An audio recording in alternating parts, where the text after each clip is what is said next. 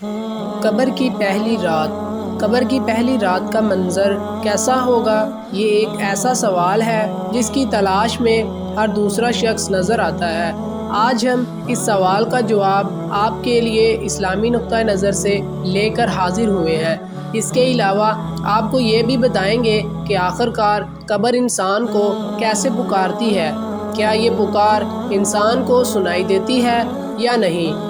قبر کی پکار حضرت ابو سعید خضری رضی اللہ تعالی عنہ سے روایت ہے کہ سرور کائنات صلی اللہ علیہ وسلم نے فرمایا، لوگوں، لذتوں کو ختم کرنے والی موت کو کثرت سے یاد کیا کرو۔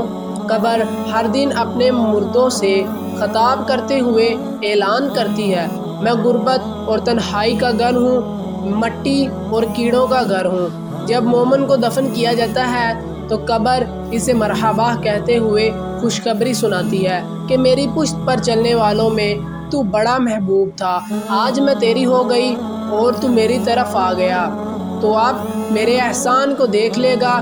یہ کہہ کر قبر تا حد نگاہ کشادہ ہو جاتی ہے اور جنت کا دروازہ اس کے لیے کھول دیا جاتا ہے، جہاں سے اس کو جنت کی تازہ ہوا آتی ہے۔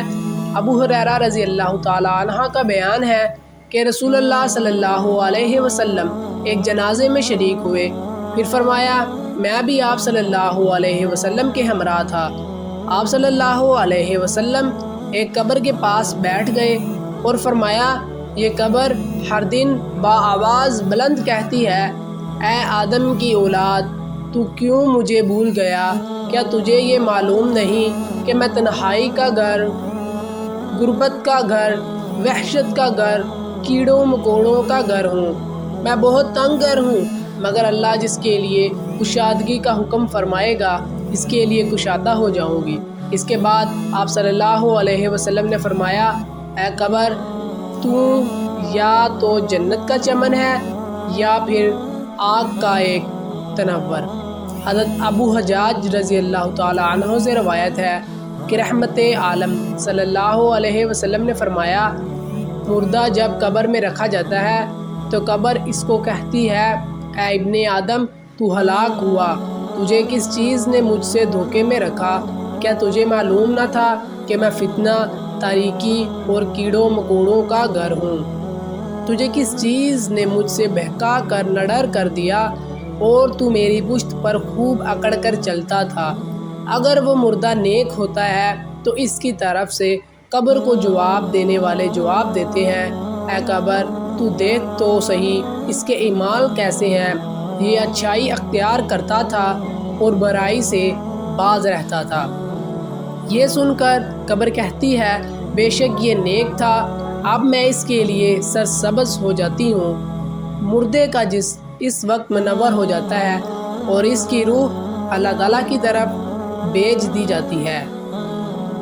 حضرت عبداللہ بن عبید رضی اللہ تعالی عنہ سے روایت ہے کہ رسول اللہ صلی اللہ علیہ وسلم نے فرمایا، مردہ قبر میں بیٹھتا ہے اور ان لوگوں کے پیروں کی آواز بھی سنتا ہے جو اس کے جنازے کے ساتھ قبر تک گئے ہوں۔